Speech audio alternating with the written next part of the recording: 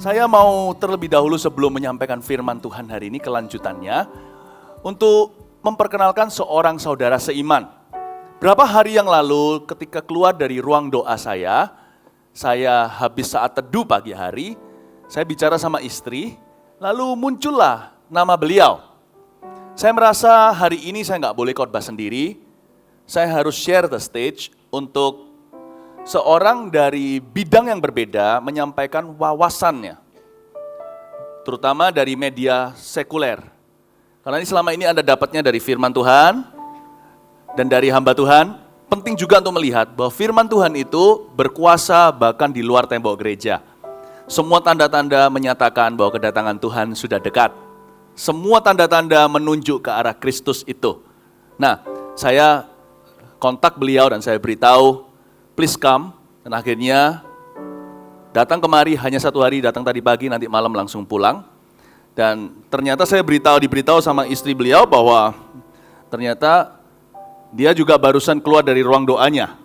Jadi bisa klop, dan saya bawa hari ini anak Tuhan ini, saudara seiman ini kemari. Namanya Pak Fofo Sariatmaja, komisaris SCTV, dan sangat terlibat di dalam MTech Group yang bergerak di bidang teknologi dan lulusan teknologi and digital communication. Yang bagian teknologi saya gaptek, jadi Anda harus dengar dari dia. Ya, langsung saya undang kemari Pak Fofo.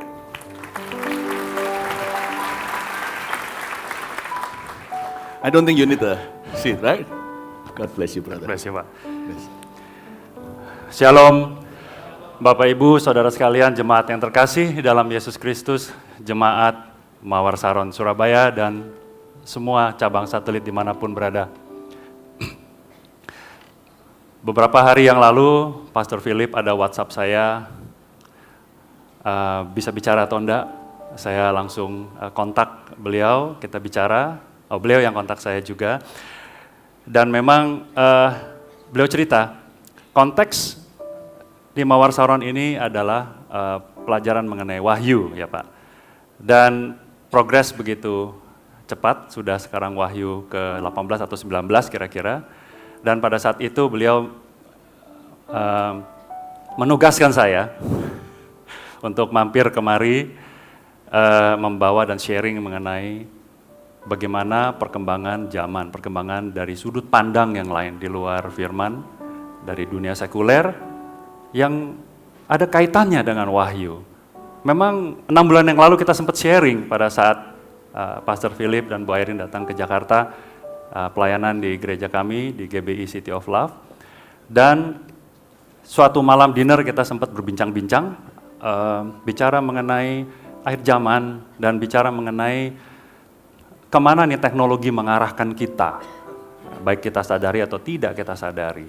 Nah, disitulah pembicaraan cukup seru, tetapi setelah itu ya sudah, masing-masing sibuk dengan kegiatan masing-masing. Saya sibuk, saya banyak keluar kota, keluar negeri dan sebagainya. Pastor Philip juga dengan kegiatan pelayanannya yang luar biasa. Dan baru Selasa kemarin, beliau mengatakan adanya rencana ini, dan saya katakan, wow, waktunya nggak cukup ini. Saya bisa gemetar berdiri di sini kalau saya nggak siap. Jadi intinya adalah wahyu adalah sesuatu kitab yang nggak main-main. Ya tentunya kitab suci yang lain-lain juga di kitab-kitab lain tidak main-main. Ini sesuatu yang lebih berat dan lebih memerlukan banyak sekali hikmah untuk mengertinya. Dan saya belum pernah menyiapkan satu persiapan yang baku sebetulnya. Jadi pada saat Selasa itu saya mulai berpikir bahwa kalau untuk berdiri di sini saya harus betul-betul ready. I don't want to let God disappointed. Karena berdiri di sini itu nggak main-main. Dan saya katakan, Pastor, izinkan saya berdoa dulu karena saya tidak berani menjawab ya, tidak berani menjawab tidak juga. Karena saya yakin kalau memang itu adalah konfirmasi Holy Spirit in me, tentunya diberikan persiapan dan pencerahan yang banyak. Tapi kalau bukan, mungkin kita tunda dulu. Mungkin saya yang nggak ready atau Holy Spirit belum menjawab doa saya atau apalah kira-kira. Keep my mind blank. Tetapi ternyata setelah doa siang itu, pencerahan muncul satu demi satu muncul. Tepatnya jam 6 sore kira-kira, maghrib, saya WhatsApp kembali, Pastor Philip, I think your prayer is answered. Beri kemuliaan pada Tuhan. Nah, 3 hari waktu yang nggak mudah. Saya butuh banyak pertolongan. Ada teman saya yang sangat dekat dengan saya, sudah kenal 30 tahun, Pak Wilson Supangat. Beliau dari Sydney, sudah sekarang di sini menetap dan di IBM 30 tahun ya, Sen, kurang lebih ya. Dan istri saya mendoakan, she's my best intercessor, my lovely wife. Dan saya merasa agak lebih tenang lah. Lantas saya juga minta pastor, saya nggak pede, tolong doakan saya dan kita over the phone, kita berdoa. Nah, pencerahan Roh Kudus terus keluar dan menjadi sesuatu yang saya bisa tuangkan. Pak Wilson membantu saya membuatkan PowerPoint-nya menjadi sesuatu yang bisa menjadi pencerahan buat kita semua. Mudah-mudahan ini bisa menjadi satu pencerahan yang buat kita itu bisa melihat dari sudut pandang yang lain gitu ya. Jadi balik lagi, karena ini konteksnya mengenai satu tren tadi Pak Pastor Philip jelaskan adalah tanda-tanda akhir zaman, kemana ini akan melangkah, bagaimana kita bisa menyikapinya, bagaimana kita bisa merasakannya, bagaimana kita bisa menyadari bahwa kita sedang ada di dalamnya atau kita kurang peka. Nah, balik lagi konteks itu, saya doa, saya berlutut, hari Jumat pagi itu saya puasa. Dan beberapa material saya sudah siapkan, tetapi sepertinya masih setengah matang begitu. Sampai saya berlutut, saya doa, Tuhan tolong to reveal what you want to reveal for your beloved congregation, untuk jemaatmu yang kau kasihi di sini. Balik lagi Tuhan ingatkan, apapun konteks yang engkau siapkan, refer to my word, Revelation 13. Refer to my word, Revelation 13. Ayat yang ke-17, ayat yang ke-16 dan ke-17. Balik lagi di sini kita coba lihat. Ini mungkin sudah pastor mungkin sebulan setengah yang lalu ya sudah membahas ini, tapi mungkin sedikit flashback karena ini ada kaitannya dengan apa yang menjadi satu tren untuk kita bisa lihat ke depan di dalam slide-slide. Saya menyiapkan beberapa slide dan juga sedikit video. Dan kita baca, saya melihat di sini Roh Kudus mengingatkan bahwa ayat yang ke-16 berkata bahwa, dan ia menyebabkan sehingga kepada semua orang kecil atau besar, kaya atau miskin, merdeka atau hamba, diberi tanda pada tangan kanannya atau pada dahinya, dan tidak seorang pun yang dapat memberi atau menjual selain daripada mereka yang memakai tanda itu. Tanda itu, yaitu nama binatang itu atau bilangan namanya. Nah, yang ke-18 adalah, yang penting di sini ialah hikmat. Ya, hikmat. Barang siapa yang bijaksana, baiklah ia menghitung bilangan binatang itu, karena bilangan itu adalah bilangan seorang manusia dan bilangannya ialah 666. Teka-teki memang, tetapi saya coba merenungkan dari angle teknologi. Saya sangat menyenangi teknologi. Dari kecil, karena merupakan bagian dari hobi mungkin ya. Pada umur 12 saya coba menciptakan synthesizer suara burung dan sebagainya. Lalu kerja saya itu kalau lagi Sabtu atau hari biasa pulang sekolah, pakai sendal jepit, celana pendek, uang jajan, saya pergi ke Harko. Mungkin kenal kali Harko di Jakarta itu, nggak tahu kalau di sini dekat mana, tapi dekat Glodok situ ya. Tempat jualan sirket-sirket elektronik. Ini umur 12, umur 13. Saya coba mempelajari, saya coba melihat bagaimana sirkuit elektronik itu bisa dihubungkan sesuatu, menciptakan sesuatu. Singkat cerita, karena saya senang ke sana, jadi saya juga banyak belajar dengan orang-orang yang jualan di situ. Dan banyak sekali referensi gambar-gambar diagram. Dari gambar diagram merupakan satu bahasa tersendiri buat saya. Nah, di situ saya melihat bahwa ada hal-hal yang menarik yang bisa dipetik, yaitu bagaimana menciptakan ini, menciptakan ini, menciptakan ini. Saya senang sekali, begitu masuk baunya elektronik aja udah senang. Untung muka saya nggak kelihatan seperti ruang segi kotak beruang. Nah, sempat dari situ saya sempat membuat yang disebut video game untuk televisi hitam putih pada tahun 70-an. Nah, televisi itu masih hitam putih, tabung pula, dan itu yang main pinball itu. Nah, itu saya bikin itu dan berhasil. Tapi udah itu ya begitu aja, simpen di dalam lemari dan hanya merupakan kepuasan batin. Nah, dari situ karena teknologi itu merupakan bagian dari saya memperhatikan ini, tren ini yang ke depan dan bagaimana kita melangkah maju di dalam perkembangan zaman demi zaman, perkembangan demi perkembangan teknologi ini kita rasakan dan saya betul-betul sangat peka terhadap itu. Nah, balik lagi dalam konteks firman Tuhan di kitab Wahyu, di sini saya coba merangkai bagaimana kita bisa melihat rangkaian-rangkaian ini dari data, fakta, masa lalu, sekarang, dan tren kira-kira ke depan kemana, dan mungkin kita bisa simpulkan atau bisa memikirkan suatu hipotesis yang kita kaitkan dengan tanda-tanda zaman, sesuai dengan Alkitab. Bukan sesuai dengan apa yang kita pikirkan atau kepintaran kita sendiri, bukan. Tetapi sesuai dengan Alkitab. Balik lagi, this is the source.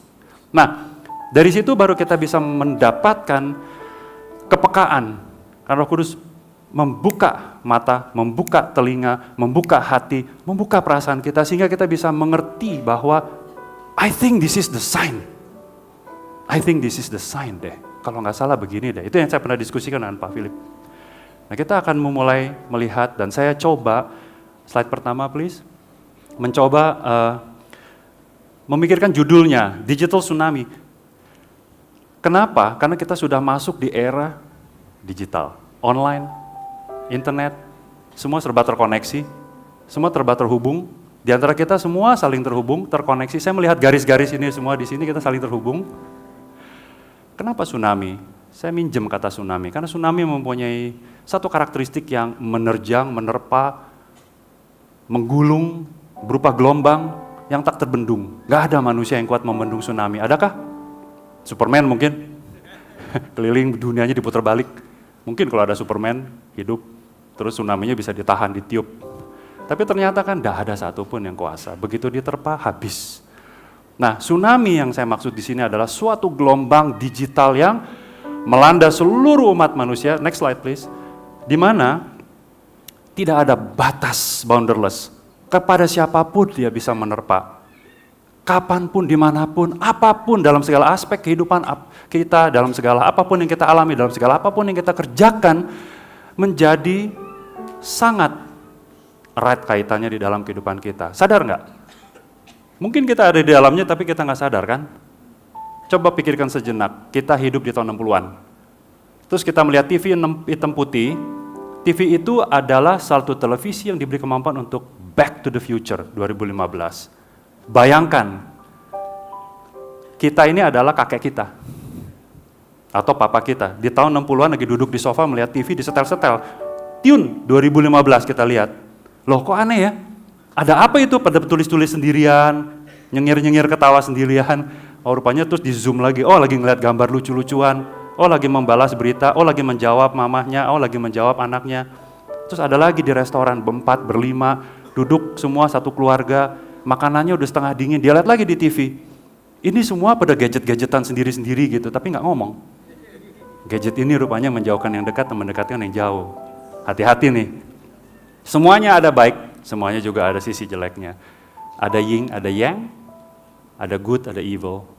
Ada baik, ada jahat, ada berguna, ada tak berguna. Betulkah? Hidup ini harus balance. Di mana kita ada berada, di sisi yang baik, di sisi yang jelek.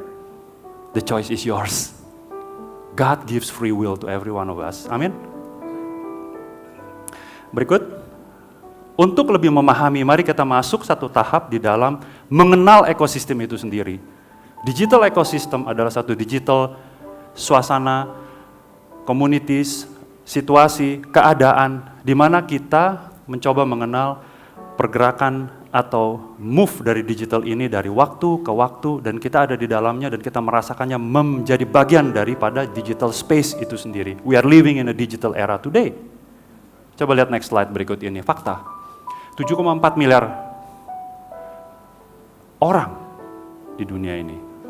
Mungkin 10-15 tahun lalu saya hanya melihat, seingat saya kalau nggak salah 6 miliar, sekarang udah 7,4 miliar.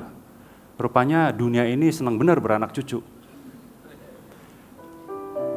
3 atau 4 hari yang lalu, mungkin Jumat kemarin, atau Kamis kemarin kalau nggak salah saya baca teman-teman di WhatsApp grup bilang bahwa China sudah mengeluarkan aturan baru mengizinkan boleh punya anak lagi satu. Artinya one child policy sudah dibuka untuk menjadi two child policy. Nah biasanya kan hanya diizinkan satu. nggak boleh punya anak lebih dari satu. Ada suku atau tribe tertentu di China yang memang diizinkan. Suku-suku terasingnya atau suku-suku yang sangat langka. Tetapi secara umum tidak boleh punya anak lebih dari satu. Nah sekarang sudah dibuka dan kerannya sudah dibuka boleh punya anak lebih dari satu. Nah kita bisa bayangkan tahun 2020, tahun 2025, 2030 bisa seberapa ini? 7,4 miliar orang. Mungkin bisa mendekati 1,3 kali, 1,4 kali. Bumi ini akan penuh. 3,3 miliar internet user. Nah di sini juga merupakan satu angka yang kita lihat ini sepertinya balapan. Angka 3 miliar sekarang. Tahun 2020 mungkin sudah mendekati dan menyamai populasi seluruh dunia. Ini saling catching up. Kenapa? Nanti kita lihat yang berikutnya, slide-slide berikut, di mana kita baru bisa memahami dan mengerti bahwa kita sudah masuk di dalam satu percepatan. Indonesia menjadi pengguna WhatsApp, Facebook yang luar biasa besarnya. Bayangkan, di dunia ada sekitar 1,5 miliar Facebook user. Indonesia merupakan yang kedua atau ketiga, yang terbesar. Luar biasa loh, penetrasi kita kalau udah ngikut, itu kita menjadi follower yang paling baik loh. Mensukseskan perusahaan Facebook jadi begitu mahal. Ya toh? Nah, the next kita lihat slide berikutnya. Nggak ada yang nggak kenal dengan kata Google. Kenal nggak? Saya rasa 99,99% di jemaat di sini mengenal Google. Kalau nggak kenal Google artinya either Anda sudah jompo banget atau Anda masih bayi, belum bisa nulis dan baca. Nah, kita kenal semua yang namanya Facebook, Twitter, Apple iCloud, Apple Music, Dropbox, YouTube. Siapa yang nggak kenal ini? Everybody using this, everybody knows this. Dan saya rasa ini merupakan bagian hidup kita, bukan? Sekarang pertanyaan saya adalah, can we live without it? Bisakah kita lupa bawa handphone seharian, 2 harian, 3 harian, seminggu, nggak bawa handphone ke gereja, ke sekolah, tempat kerja, atau kelupaan itu memang sengajain gitu dilupakan, bisa nggak? Anda bisa pergi lupa bawa istri, tapi handphone begitu lupa, handphonenya mana? Dicari itu handphone. Jadi yang istri yang mana, handphonenya apa istrinya? Nah, the next kita akan melihat beberapa fakta.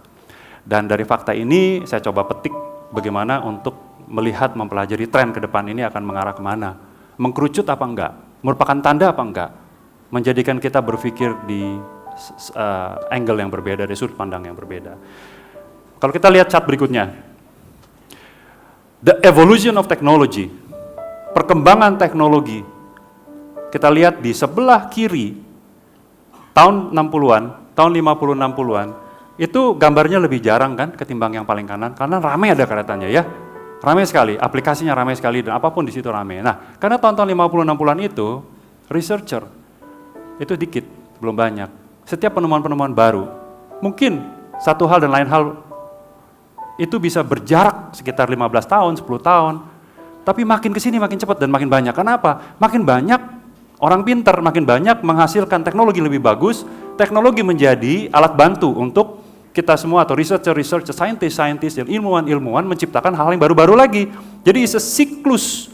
Teknologinya lebih canggih, orangnya juga lebih canggih. Teknologinya lebih canggih lagi, orangnya lebih canggih lagi, dan seterusnya. Sehingga pada akhirnya, now kita melihat segudang jutaan aplikasi baru. Seperti bintang di langit tercipta setiap hari. Amazing. Anak umur 5 tahun, begitu kenal iPad, langsung ramah. Karena iPad-nya pun ramah dengan dia. Kenapa? Begitu cepat adaptasi, adopsi, penggunaan teknologi itu. Kenapa? Dia main puter-puter scroll, main game ini itu segala macam, tembak-tembakan lah, apalah. Itu cepat sekali loh. Amazing loh. Artinya apa? The enablement of technology membuat anak kecil pun sudah bisa cepat beradaptasi. Today we are living in a different era. Zaman dulu saya masih kecil, mainnya cuma gundu, kelereng. Nggak tahu, mungkin anak-anak sekarang nggak ngerti kelereng apa kali. Nah, itu udah membuat saya bahagia banget, apalagi kalau udah pulang bawa satu koper kelereng menang. I miss that moment, jujur aja.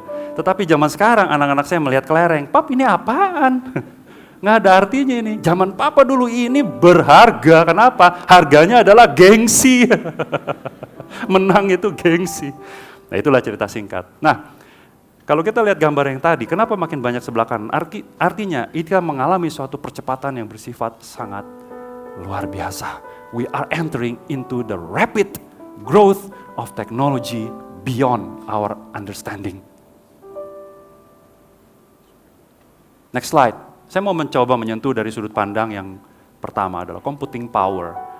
Teknologi terdiri dari computer power, ada sudut pandang telekomunikasinya, komunikasinya, networknya, ada sudut pandang aplikasinya, ada dari sudut pandang yang lain-lain sekaligus, yang merupakan satu ekosistem. Balik lagi ekosistem.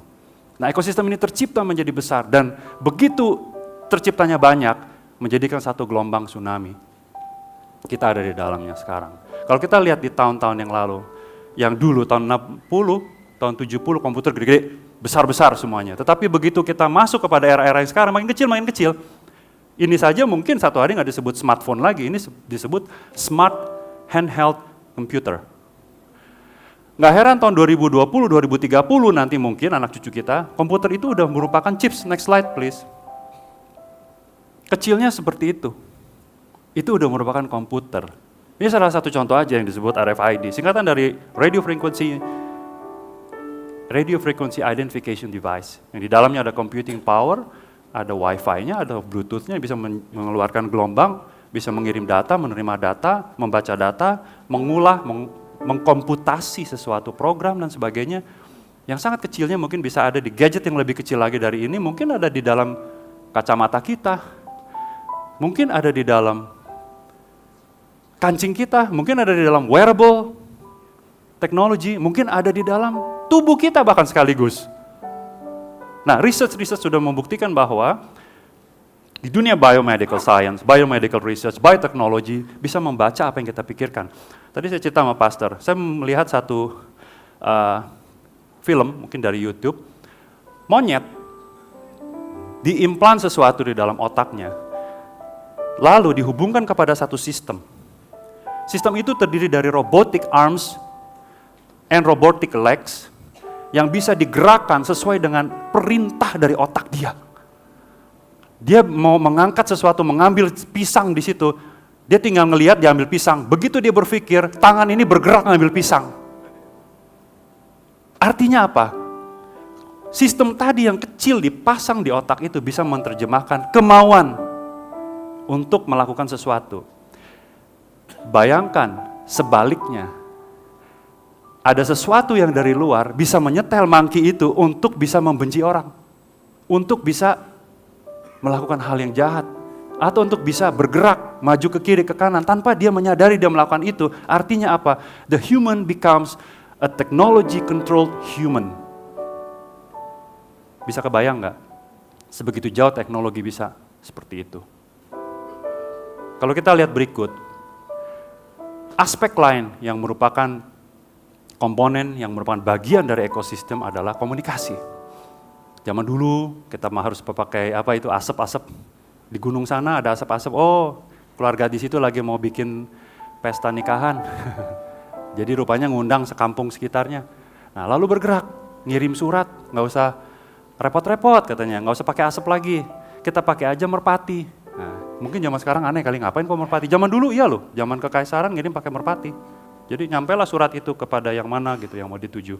Lalu muncul email, lalu muncul laptop, dan muncul akhirnya di sini email-email yang ada lewat gadget. Nah kalau kita lihat telepon juga, makin lama makin kecil, makin kecil. Dan ini menunjukkan bahwa alat yang kita pakai hari ini itu jauh sudah berkembang. Sehingga apa? Kita melihat perkembangan begitu cepat dari yang telepon zaman dulu jadul sampai sekarang bisa menjadi handphone yang sifatnya sangat mini. Zaman ini zaman mini-mini zaman sekarang. 2020, 2030 bukan zaman mini-mini lagi, namanya zaman nano-nano. Karena apapun diukurnya dari nanometer, kecil nanometer. Next slide please. Di samping itu faktor elemen lain yang merupakan ekosistem adalah jaringan infrastrukturnya. Kalau tadi gadgetnya, komputernya, sekarang jaringan infrastrukturnya yang bisa menghubungkan antara gadget ini dengan yang lain. Itu memerlukan infrastruktur, memerlukan ada yang namanya telekomunikasi, memerlukan ada yang namanya transmitter, memerlukan ada yang namanya telepon operator. Yang kita kenal ada operator-operator besar, kan kita langganan kan semuanya. Zaman sekarang itu bukan 3G lagi kita bicara. Di Indonesia sedang diterapkan satu implementasi baru, yaitu yang disebut LTE atau 4.5G. LTE singkatan dari Long Term Evolution. Konsep ini adalah satu konsep yang bisa meningkatkan kapasitas data luar biasa. Kalau yang namanya 3G aja kita udah puas download film, download apa, itu cepet juga sih. Tapi begitu masuk ke LTE, itu kecepatannya, downlink dan uplink itu bisa sampai 100 Mbps. 100 megabit per second, up and down. Teorinya bisa begitu, tergantung operatornya mau nggak. Nah, artinya download video atau apa bisa sekejap, jep, masuk, cepat sekali masuknya. Jadi nggak usah nunggu lama bener ya, kencing dulu, udah kelar masih download, belum kelar. Udah itu jadul, zaman sekarang udah nggak ada. Sekarang udah cepet sekali itu. Bahkan Indonesia lagi menerapkan LTE, di Amerika mau udah mikir yang lain sama Australia, bahkan Korea udah ngomong tentang 5G. Mungkin research di Cina, di tempat-tempat pabriknya di sana udah bicara 6G dan 7G. Pembuat chips di Amerika sudah berkata waktu itu saya kunjungi, sempat Silicon Valley, udah bicara mengenai laboratory mereka itu sedang melakukan uji coba 6G dan 7G. Saya nggak kebayang, mau secepat light speed of light atau apa ini. Tetapi ini semua merupakan satu rangkaian yang nggak terpisahkan dari elemen ekosistem tadi yang membuat kita melihat tren ini makin lama confirm, ya kita masuk di dalam percepatan, apa-apa serba mau cepet. Next slide please, udah serba mau cepet, semuanya jadi serba kecil alatnya.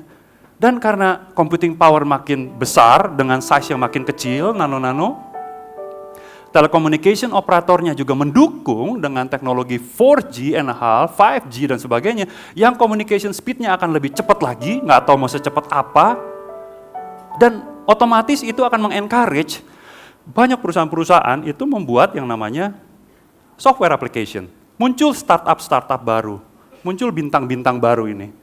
Ya kan? Yang tadinya kita nggak pernah dengar ada Twitter, jadi ada Twitter. Kita nggak pernah dengar adanya JD.com, ada JD.com. Kita nggak pernah dengar ada yang namanya Baidu di Cina menciptakan jadi ada Baidu. Tencent menciptakan apapun. Dan kita juga mendengar ada yang namanya selain Facebook, apalagi lah YouTube. Banyak lagi bertaburan yang baru-baru. Kalau kita lihat di iTunes, millions of them. Kita melihat di Play Store, App Store, millions of them. Benar nggak? Mau apa aja ada di situ. Mau apa aja ada di situ. Yang gratisan, yang bayar sekalipun. Nah kalau kita bicara soal bayar, next slide kita lihat. Gak ketinggalan ini yang soal bayar-bayaran. Apalagi urusan duit, gak ketinggalan. Kita kenal dulu namanya uang kertas, uang plastic card, credit card, debit card, cash card, any card. Tapi nanti, bayangkan, semua itu udah gak perlu karena semua bisa di-store, disimpan di dalam sini. Belanja tinggal kita dekatkan aja ke point of sale, klik. Udah terdidak, kita tinggal pilih mau akan kredit card yang mana, semua serba praktis. Kantong kita nggak usah tebel-tebel lagi yang isinya kredit card. Isinya cuma satu aja handphone, isinya bisa 10 kredit card di sini, tinggal pilih yang mana. Karena pakai yang disebut teknologi NFC, Near Field Communication. Nah, terus kalau kita lihat Apple sendiri, dan kita melihat di China ada Alibaba, mereka menggunakan juga alat bantu yang luar biasa.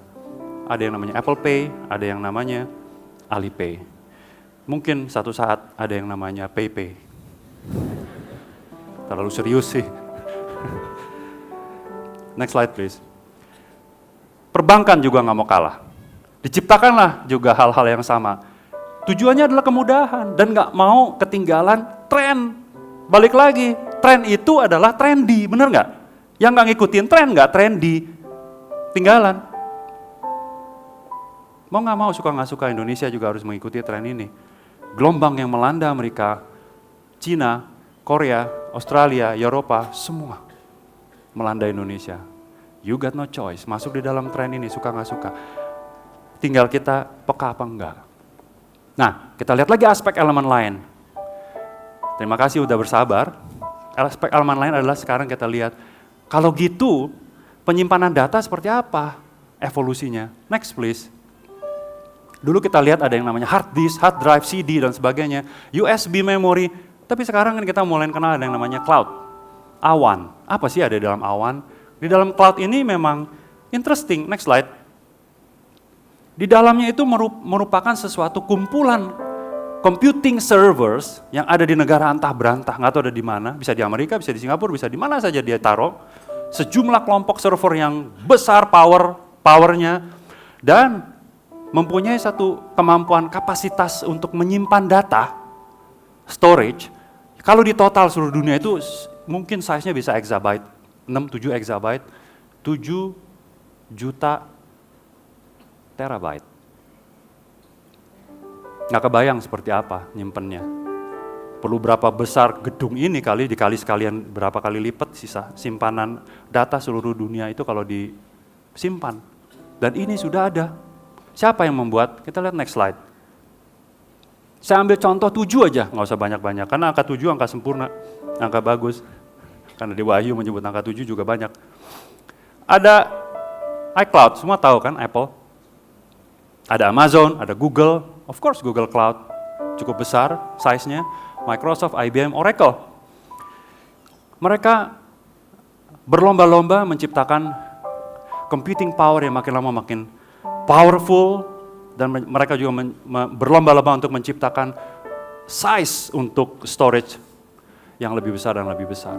Sehingga satu saat kita melihat bahwa ada perusahaan kok membuat satu software aplikasi dan sebagainya, perbankan, apakah institusi apapun, kok nggak ada servernya, kok nggak ada komputer roomnya, kok nggak ada data centernya, karena udah nggak perlu. Satu saat itu lenyap semuanya. Mereka apa? Dititipkan di sini gitu loh. Ini jadi tempat penitipan. Kenapa? Ya cost-nya murah. Ongkos per transaksi menjadi murah. Lah ngapain mesti investasi pusing-pusing?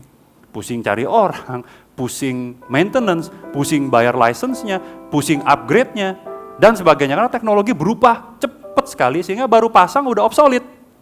Lah ngapain beli? Inilah motonya mereka. Nah kalau ini sudah dikumpulkan jadi satu dan mereka umpamanya bersekutu, umpama lagi kita bicara umpama, seandainya mereka berkolaborasi, apakah bekerja sama, merger, konsolidasi dan sebagainya. Coba kita lihat berikutnya. Next slide.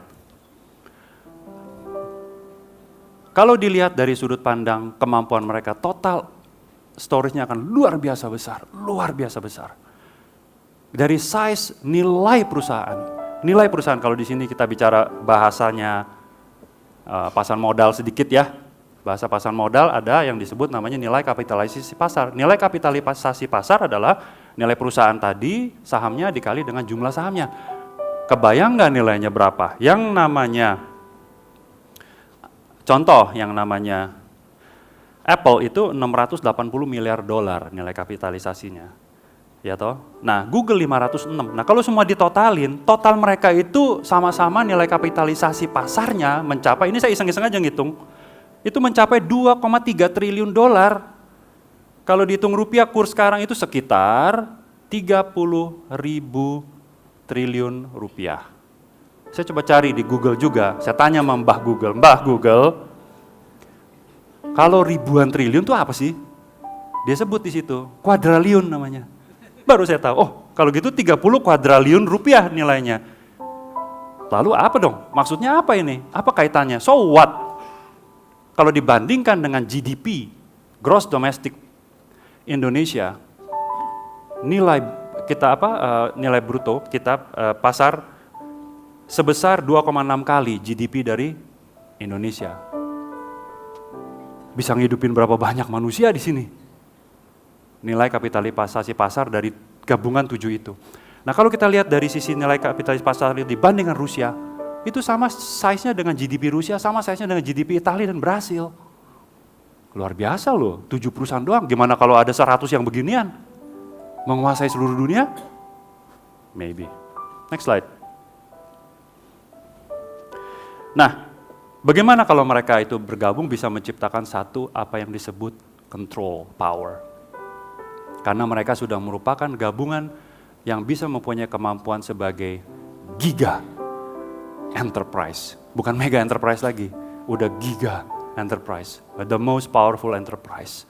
Karena dia memuat semua data kita, memuat semua apapun computing power yang bisa dilakukan untuk seluruh dunia. Dan itu apa? kalau memang diprediksi seperti itu, artinya apa? Kemampuannya itu bisa mengatur, next slide please, bisa mengatur ekonomi dunia, bisa mengatur marketplace, trading, perdagangan dunia, pendidikan, semua aspek commerce seluruh citizens of the world. Next slide please. Bahkan, nggak menutup kemungkinan, mereka berpikir daripada pusing-pusing, kenapa nggak satu currency aja?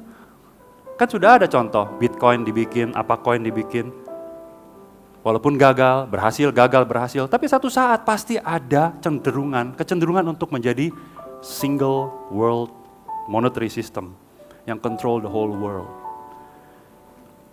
Next slide, menjadi one day.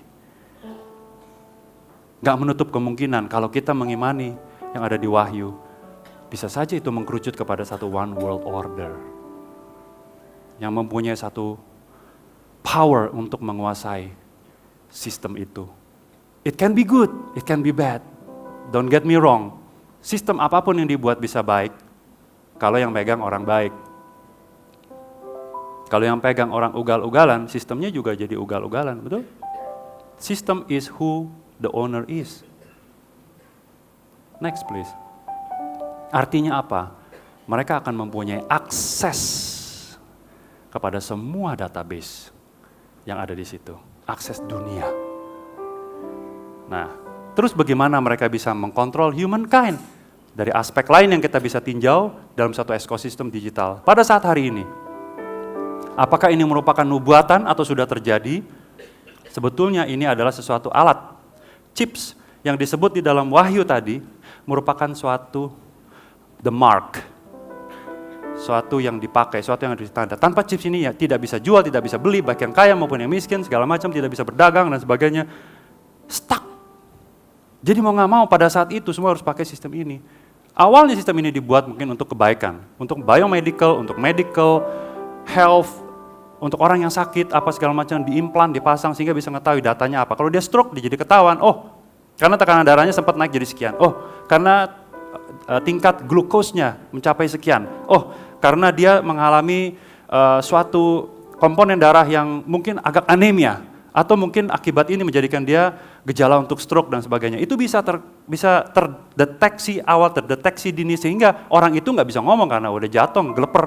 Tetapi dokter connect dengan satu alat membaca, seperti yang ada di sebelah kanan. This guy, orang ini sakit karena ini penyebabnya. Sehingga apa? Penanganannya langsung cepat. Di Amerika sudah berjalan. FDA sudah approve ini di tahun 2004 untuk ini bisa diimplan, dipasang di dalam tangan. Bahkan mungkin untuk ditelan, untuk melihat apa yang ada di dalam usus kita. Bahkan untuk diimplan di dalam bagian tubuh kita yang lain, saya nggak tahu di bagian mana, tergantung dari biomedical purposes. Tetapi, kalau ini jatuh ke tangan yang salah, jadinya apa?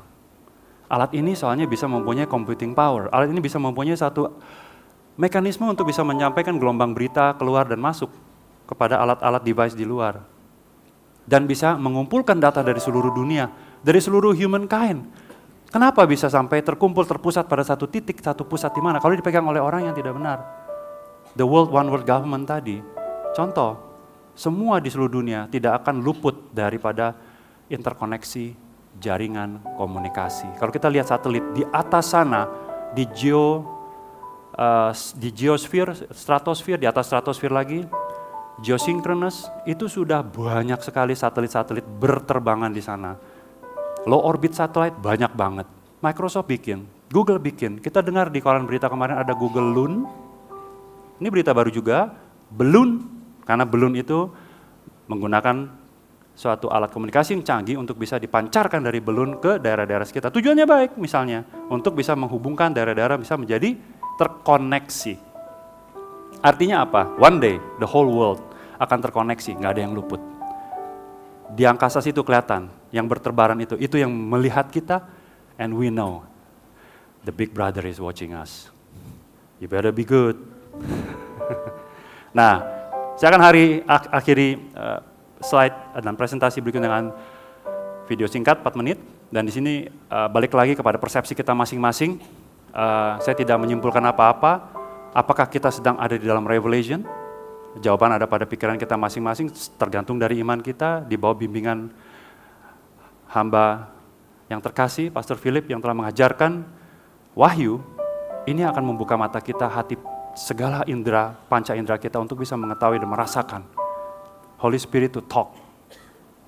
What is our response? Ataukah kita saat ini harus takut? Ataukah saat ini kita harus kuat di dalam iman? Makin kuat lagi, kenapa? Karena sebagai anak Tuhan ini bukan menjadi satu discouragement. Saya ceritakan ini bukan bermaksud untuk menakut-nakuti, tetapi hanya fakta dan tren. Semoga kita semua menjadi lebih hikmat.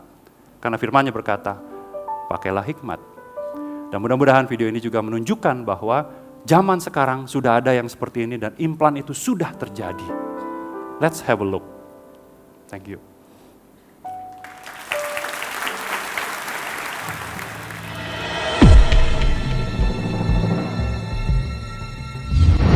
So interesting that no matter who you meet, if you say 666, all of a sudden they know what you're talking about.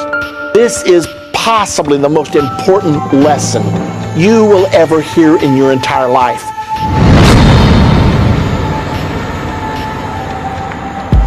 Now the prophecy given 2,000 years old said a day would come when you would use a number in order to buy or sell. 2004, the U.S. Food and Drug Administration approved the injection of this chip under the skin for the million. Here is wisdom. Let him that hath understanding count the number of the beast, for it is the number of a man, and his number is 666.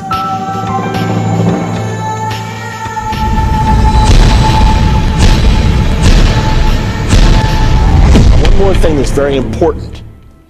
If you pledge allegiance to the Antichrist, you will be eternally damned according to the Bible.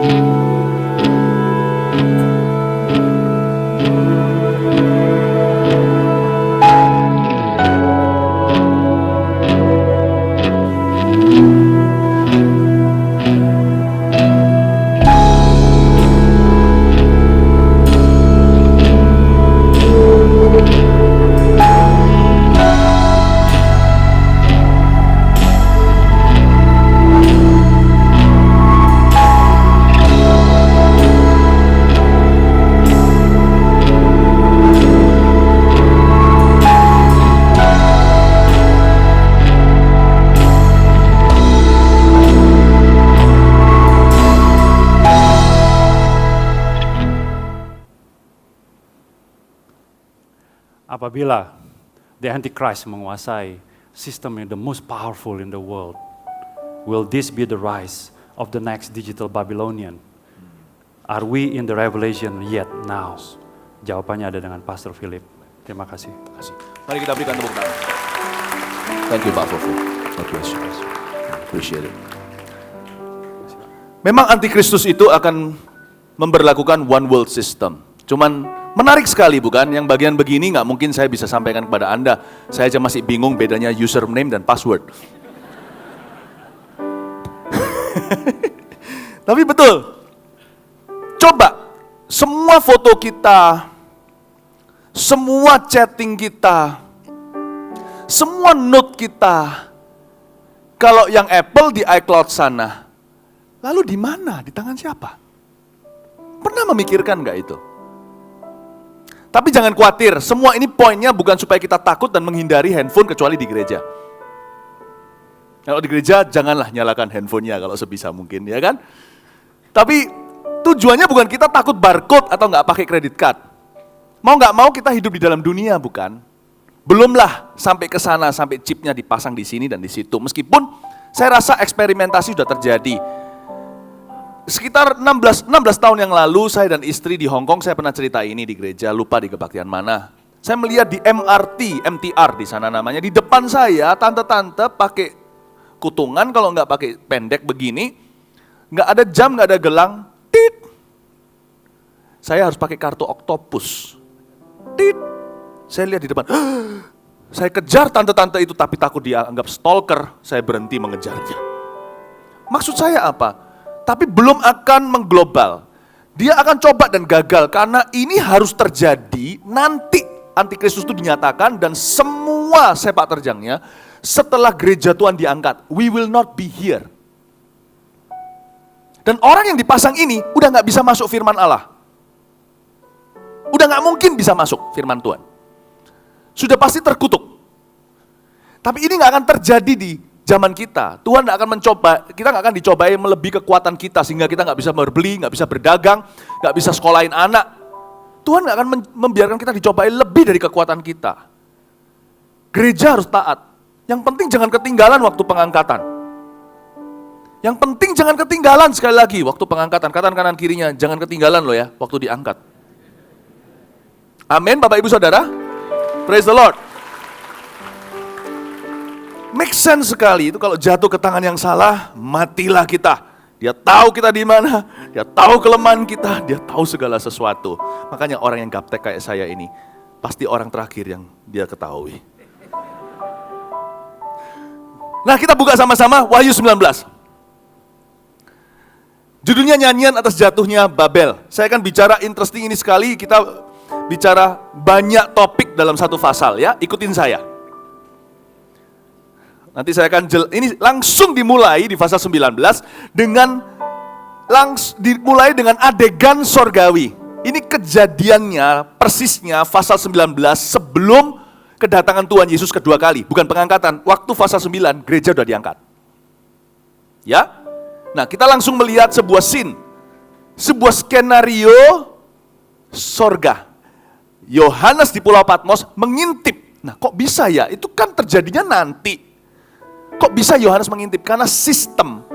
Karena yang namanya sistem linear, artinya kita itu sekarang hidup di masa kini, kita ingat masa lalu, kecuali kalau kita masa lalu, dan kita nggak tahu masa depan. Itu manusia yang hidup di dalam kurun waktu di dunia ini yang serba terbatas ini. Di sorga enggak. Sorga itu kita bisa lihat masa depan seperti masa sekarang, masa lalu seperti masa kini. Mereka hidup dalam kekekalan. Karena itu di pengkhotbah dikatakan Allah selalu mencari hal-hal yang dari dahulu. Jadi pahamilah, Yohanes waktu itu sudah ada di masa itu. Dari sini ada satu prinsip yang harus kita pegang erat. Because he lives, I can face tomorrow. Tuhan sudah menunggu aku di masa depan itu. Aku gak takut. Pada zaman itu terjadi, Allah sudah besertaku. Aku tidak ditinggalkan.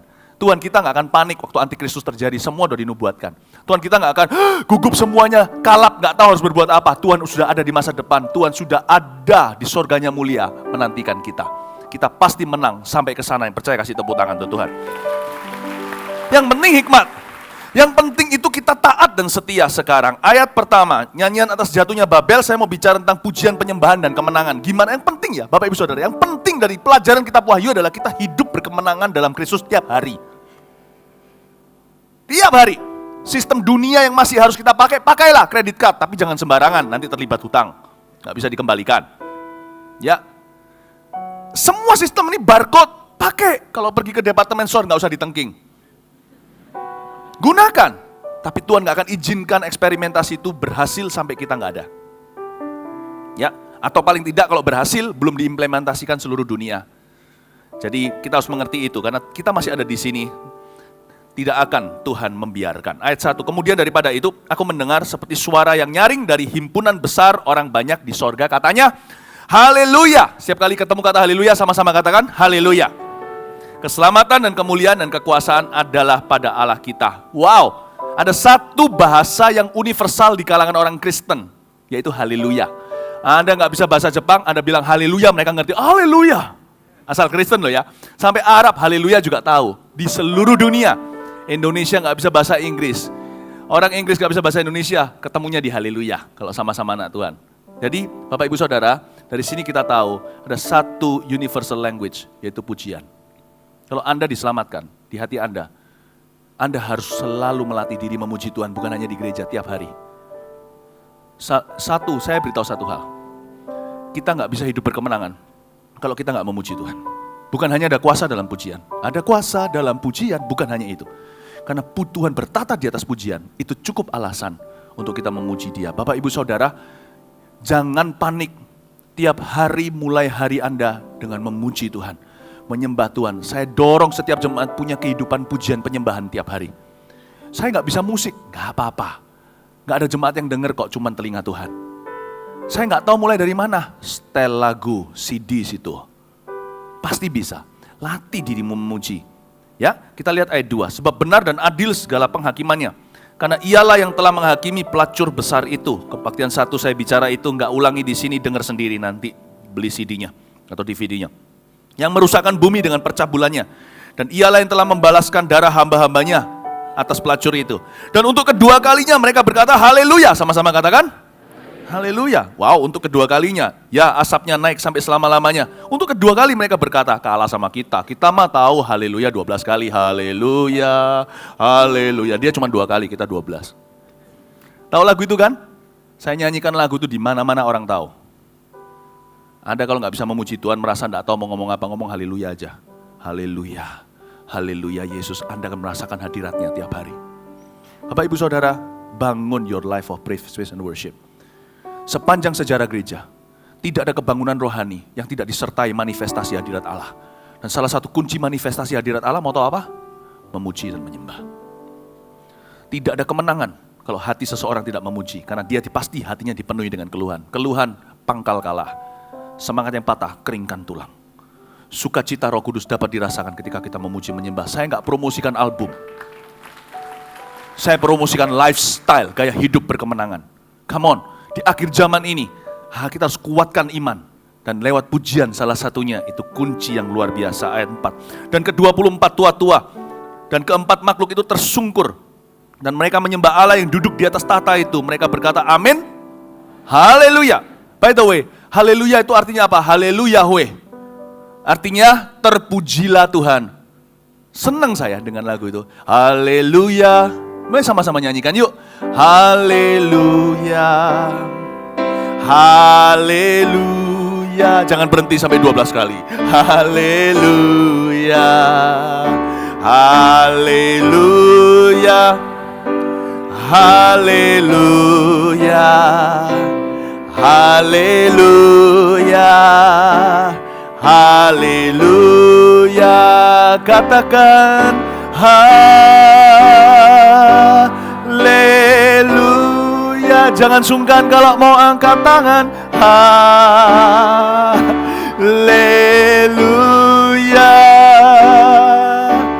Haleluya.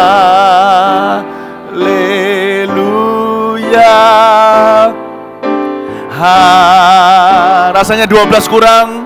Jangan berhenti sampai 18. Nyanyikan referensinya. Oh haleluya.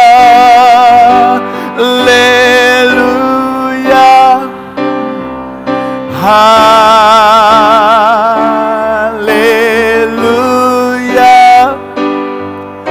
Haleluya.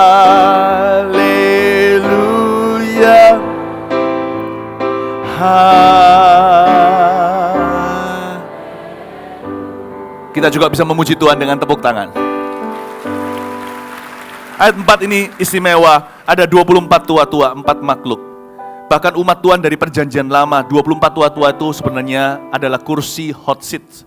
Kursi panas di sorga yang diizinkan setiap orang dimuliakan pada waktunya. 12 dari perjanjian lama, 12 perjanjian baru. Saya yakin setiap kita hamba-hamba Tuhan, anak-anak Tuhan, martir terutama akan bergiliran duduk di situ. Bangga sekali, di-upgrade kelasnya, duduk di sana. Sekali-kali menjadi pusat perhatian Tuhan, pasti membagi kemuliaannya di sana karena tidak ada dosa. Di sini nggak boleh curi kemuliaan Allah. Wow, bayangin semua universal language-nya. Haleluya. Dari perjanjian lama pun tahu itu. Nggak hanya itu, 4 makhluk itu malaikat. Malaikat pun mengerti haleluya. Wow, Anda harus lebih sering tuh katakan haleluya, bukan untuk sok-sokan di depan orang. Khususnya kalau nggak ada orang yang melihat, itulah siapa Anda sesungguhnya. Haleluya harus kaya di mulut Anda. Ketika ada sesuatu terjadi, diam-diam di hati bilang haleluya. Nggak usah seperti orang Farisi di pinggir jalan. Tambahin haleluya. Aduh alamak, saya pernah lihat orang yang nggak begitu, nggak menghakimi ya, tapi di belakangnya ngomongnya nggak keruan. Lebih baik diam-diam. Latih dong. Ya. Berikutnya ayat 5. Maka kedengaranlah suatu suara dari tahta itu. Dengarkan suara Tuhan. Pujilah Allah kita. Itu perintah, bukan saran. Hai kamu semua hambanya, kamu yang takut akan Dia, baik kecil maupun besar. Jadi ini kejadian di sorga sebelum boarding call. Sebelum umat kudus, anggaplah waktu itu, kalau kita semua di sana, baik lewat kematian atau kita yang hidup melihat pengangkatan. Kita semua sudah ada di sorga nih. Kita semua ada di sorga. Ya, jadi pada waktu itu ini adalah, jadi sebelum melakukan apa-apa, Tuhan itu selalu memulai dengan pujian. Jadi ada konser lagu di situ sebelum turun. Enak kan? Anggaplah kita di lounge nih, mau boarding call, dikasih musik yang merdu. Tuhan itu begitu. Tuhan itu penuh dengan nyanyian. Pernah enggak Anda bangun tidur, bukan ku terus mandi, langsung ku terus nyanyi? Pasti pernah deh. Anda bangun tidur langsung ada satu lagu yang muncul di depan Anda. Mungkin lagu lama. Soraklah haleluya. Itu Roh Kudus lagi nyanyi. Jangan langsung sikat gigi. Justru yang masih belum sikat gigi itu yang indah. Karena Allah itu roh, gak apa-apa, gak usah takut baunya. Bapak, Ibu, Saudara. Kenapa kita memuji Tuhan? Saya kasih 3 poin sederhana, catat langsung di sana, karena Tuhan layak. Udah gak usah ada alasan, aku gak kepingin muji nih, karena I don't feel like it. Saya gak mood, saya gak lagi mood memuji Tuhan. Mood Tuhan itu layak. Anda mood gak mood, ya kan? Anda mood gak mood, bumi itu bundar. Bumi itu bulat, bukan bundar ya. Jadi Tuhan itu layak. Sebenarnya saya mau tanya nih, Tuhan itu kurang perhatian, kurang kasih atau gimana? Pujilah aku, atau gitu. Saya mau menyebut satu kalimat. Worship or praise is unto God but for man. Pujian itu untuk Allah, tapi bagi manusia. Allah itu gak butuh pujian kita. Terlalu banyak malaikat lebih merdu dari kita. Malaikat ya, saya curiga yang ilahi. Malaikat itu jumlahnya lebih banyak daripada 7,4 miliar penduduk dunia. Lebih banyak malaikat daripada manusia sepanjang sejarah. Ngapain kita punya suara? Ngapain? Pujian itu baik untuk kita. Kalau kita buat minuman, ya untuk seseorang kan, minuman gak dibuat untuk dipandang atau dilihat, tapi untuk diminum seseorang. Memang pujian atau penyembahan harus untuk Tuhan, bukan untuk manusia. Kita gak boleh menyembah orang. Tapi bagi kita pujian itu artinya berguna, bukan untuk Tuhan. Gak berguna pujian itu bagi Tuhan. Berguna untuk kita, tahukah Anda? Karena itu saya percaya Bapak Ibu Saudara, kenapa manusia diciptakan? Saya tanya. Ada orang berkata manusia diciptakan untuk fellowship atau untuk bersekutu dengan Tuhan. Betul tapi salah. Kalau kita baca Kejadian pertama, manusia diciptakan bukan untuk bersekutu, tapi untuk memerintah. Memerintahlah atas langit, memerintahlah atas bumi. Men have been created for rulership, not fellowship. Dan pujian penyembahan membuat kita rule in the spirit.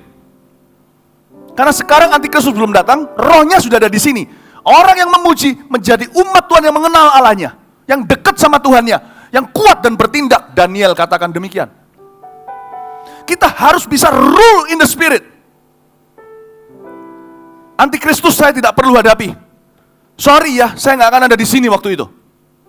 Kalau Anda waktu itu menghadapi antikristus, saya tidak berkata gini karena saya angkuh. Tapi saya yakin akan keselamatanku. Dan saya hari ini hidup dengan nurani yang sungguh-sungguh. Kalau hari itu ada di antara jemaat Mawar Syaron, jangan sampai ada deh. Jangan sampai ada. Kalau ada jemaat Mawar Syaron yang pada waktu itu harus menghadapi antikristus, harus dipasang chip tersebut. Nggak tahu bentuknya gimana, 666 itu. Jangan telepon ke gereja Mawar Sharon. Saya mau cari Pak Yusuf ada, Pak Kaleb ada, Pak Antoni ada. Nggak ada semuanya. Bahkan nggak tentu ada orang yang angkat telepon Anda. Kalau ada, receptionnya ketinggalan. Saya nggak akan menghadapi antikristus, saya hadapi roh antikristus sekarang.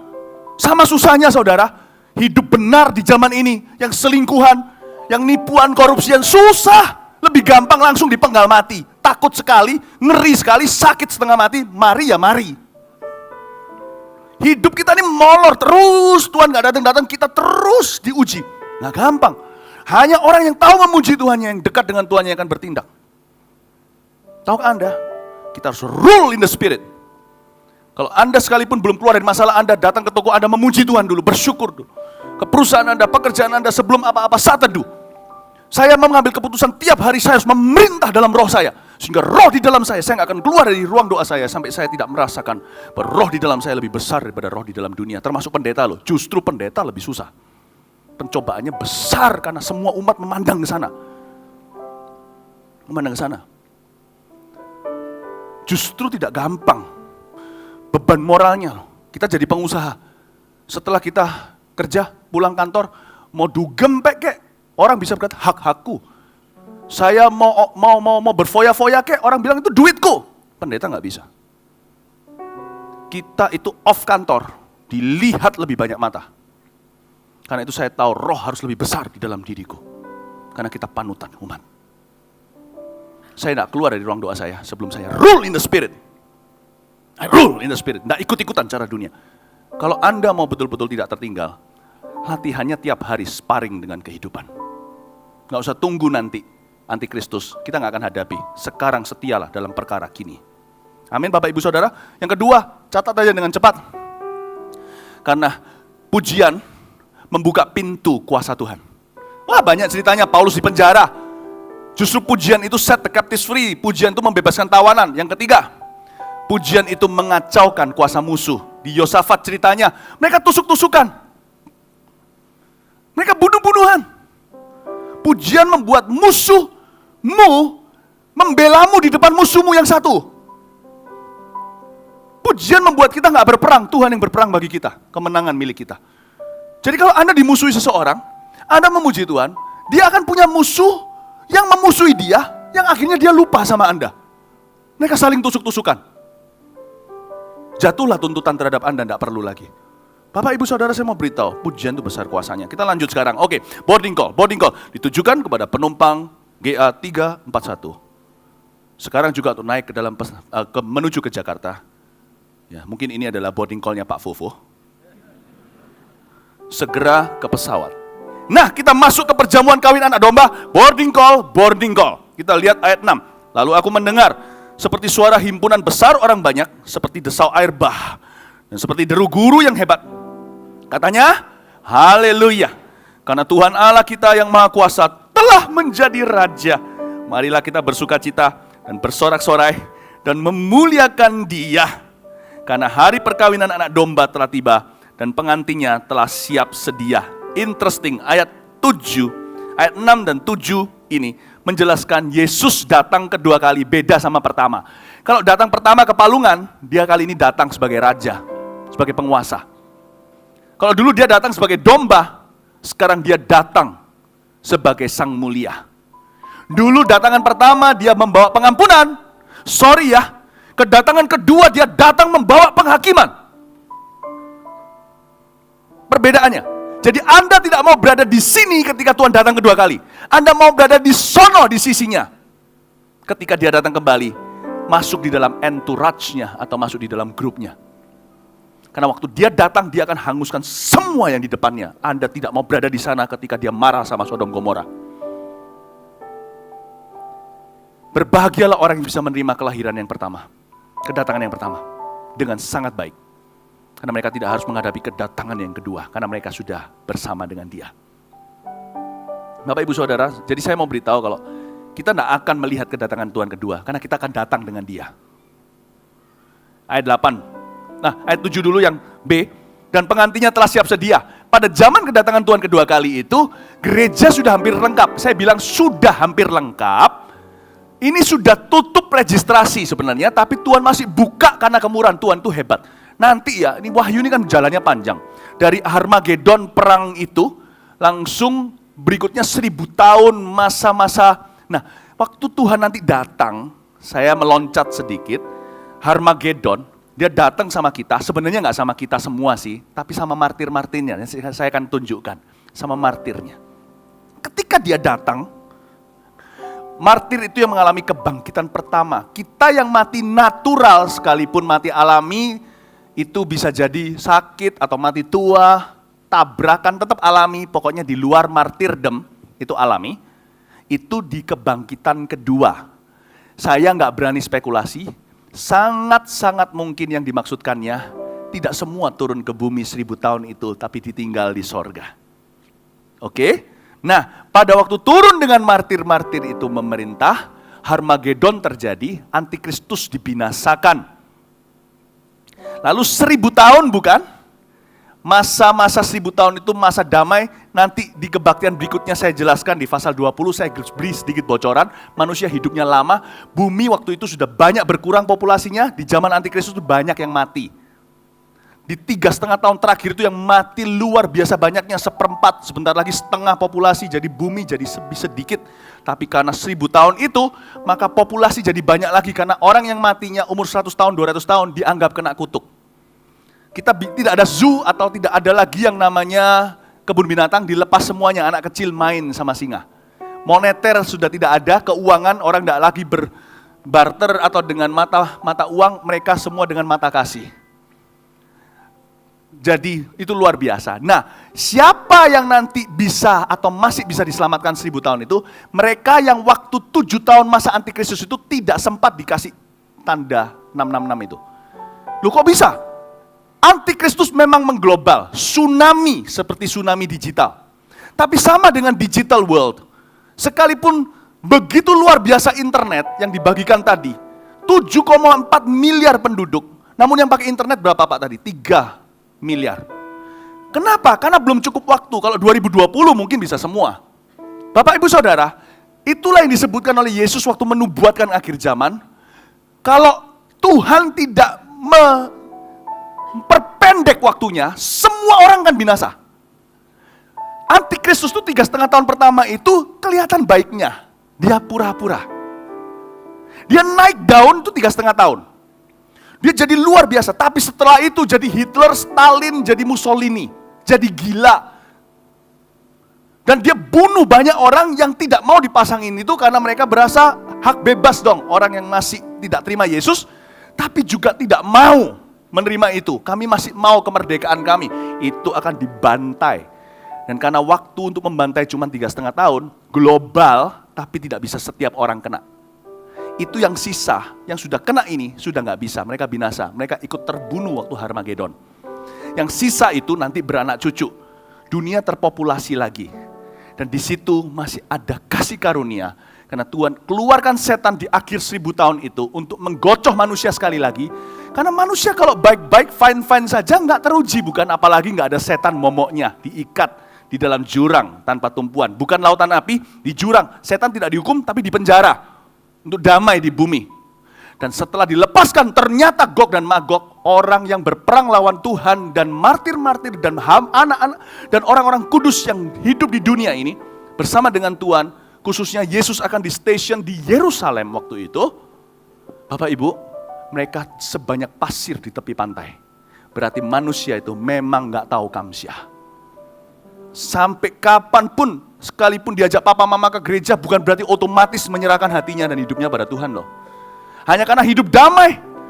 Sama dengan orang Israel, kurang apa dikasih segalanya mujizat di depan mata, mereka tetap mati semua kecuali Yosua dan Kaleb.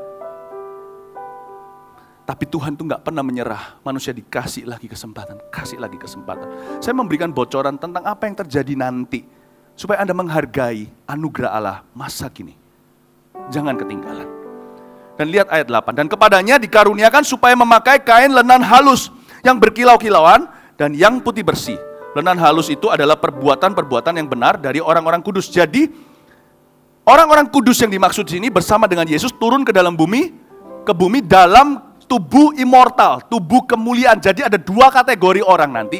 The natural man, pada waktu di 1000 tahun itu, manusia alami, dan akan ada sekelompok orang, entah berapa hanya Tuhan yang tahu, tapi dari semua interpretasi ini saya dapat mengambil kesimpulan, akan ada orang-orang yang datang dengan Tuhan, itu jumlahnya banyak, sepanjang sejarah dari Adam dan Hawa, dari Habil khususnya, yang akan beserta dengan Tuhan dalam tubuh kemuliaan. Sudah nggak bisa digojok setan, tidak bisa memberontak, tidak bisa terhilang, tidak ada hak setan atas mereka, mereka akan bersama dengan Tuhan, mereka memerintah di sini.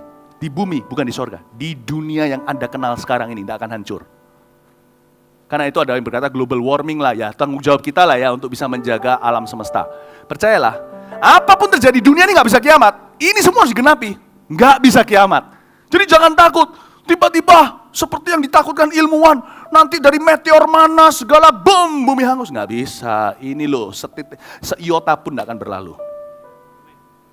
Ya kita harus pelihara lah, jangan bakar hutan ya kan. Supaya kita hidupnya nyaman, meskipun semua bakar hutan. Firman Tuhan harus digenapi. Ya cuman kita akan melihat penggenapannya dengan sesak nafas.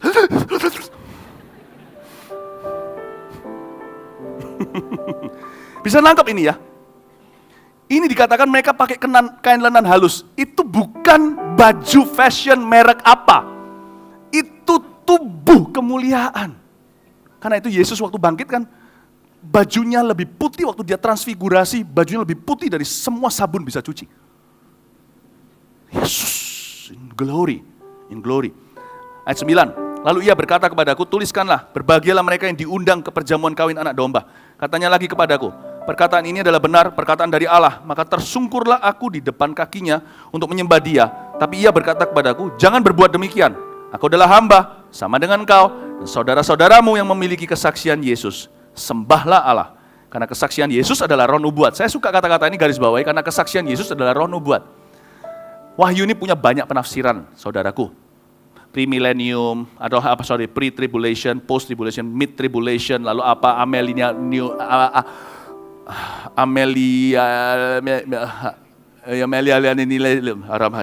haleluya. Ya, pokoknya gitulah ya. Jangan kita berdebat over itu ya. Saya enggak, begini loh, saya punya kepastian hati, namun demikian dengan saudara-saudara seiman yang punya sedikit perbedaan yang hanya sifatnya interpretasi, yang penting kita sepakat di satu hal, Yesus akan mengalahkan setiap kejahatan, dia akan datang kembali. Itulah roh nubuatan. Gak apa-apa, Yesus itu akan memberi kita kekuatan. Nah Bapak Ibu Saudara, yang penting di sini kita ngerti God's redemptive plan. Yang penting kita beritakan Injil. Yang penting kita hidup sepadan dengan Injil. Injil yang menyelamatkan, rencana Allah akan keselamatan dunia. Itulah poinnya dari nubuatan itu. Bukan perang interpretasi. Lanjutin ayat yang ke firman Allah judulnya. Cabin crew, 30 minutes to landing. Pernah dengar di pesawat? Ini saya saking sering naik pesawatnya. Cabin crew itu adalah awak kapal. Ya. Siap-siap 30 menit sebelum mendarat. Kita sudah kursi sudah ditegakkan. Kadang-kadang saya mikir, kursi tegakkan 5 menit sebelumnya kan juga bisa. Tapi ya sudah. Lalu aku melihat sorga terbuka. 30 minutes to landing. Sudah lihat, buka dulu. Jendelanya kan dibuka kan? Pramugari bilang, buka jendelanya. Pramugarinya lewat, saya tutup lagi. Pramugarinya lewat, Pak Philip, oh yang kena saya. Ya, saya mau tidur kok nggak boleh ya. Udah nyala, sorga terbuka. Buka jendelanya. You begin to see. Sesungguhnya ada seekor kuda putih. Tuhan mulai turun. Anda mulai lihat kota. Ia yang menungganginya bernama yang setia dan yang benar. Ia menghakimi dan berperang dengan adil. Ayat 12. Wah, saya suka sekali. This is about Jesus. Revelation is about Jesus. Bukan tentang penafsiran ini itu. It's always about Jesus. Dan matanya bagaikan nyala api dan di atas kepalanya terdapat banyak mahkota. Loh, Yesus tuh mahkotanya berapa? Nggak tahu, 1001. Dia diberikan mahkota, saya suka Inggrisnya. You are crowned with many crowns. You rule all things in righteousness. You are crowned with many crowns. Kalau bahasa Indonesia, dia diberikan mahkota, karena nggak ada kata majemuk buat suatu kata. Mestinya dia diberikan mahkota plural, banyak majemuk. memerintah kemenangan. Kenapa Tuhan dikasih banyak mahkota? Maksudnya apa? Berarti Yesus menangkan Yesus memenangkan setiap gelanggang pertandingan dalam hidup kita ini. He is already there, menang. Dia sudah mengalahkan semua musuh kita. Dan musuh terakhir yang dia kalahkan, death. Orang Kristen gak boleh takut mati. Gak boleh, kalau takut mati masih something wrong. Takut proses mati, ya takutlah ya. Diikat gitu, tingkat 100, 101 di Taiwan, dijatuhin sama musuh apa gak takut? Ya takut ketinggian. Tapi matinya gak boleh takut. Kita gak boleh takut mati kalau kita sudah tahu kita dibersihkan dari dosa. Karena Tuhan sudah mengalahkan musuh terakhir, yaitu death. Kasih tepuk tangan untuk Tuhan. Lalu ada kata-kata yang berikutnya ini yang menjadi misteri, saya jelaskan supaya langsung simple buat Anda untuk mengerti.